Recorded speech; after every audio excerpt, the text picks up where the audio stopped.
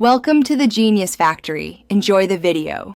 In this video, I will explain how to use Foxtale Vitamin C Brightening Serum. This powerful serum is designed to revitalize your skin, tackling dullness and promoting a more even, radiant complexion.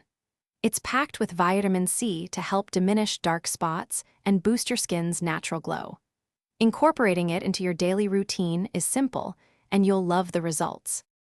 Applying your Foxtale Vitamin C Serum is easy. First, ensure your face is freshly cleansed and toned, creating a perfect canvas. Next, take just 2 to 3 drops of the serum onto your fingertips. Gently pat the product all over your face and neck, allowing it to fully absorb into your skin. This light patting motion helps the serum penetrate effectively, preparing your skin for the next steps. Hey everyone, quick break.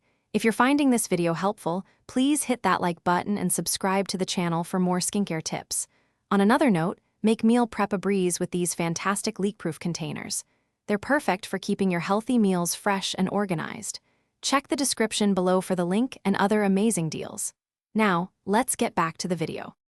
To get the most out of your Foxtale Vitamin C Serum, consistency is key.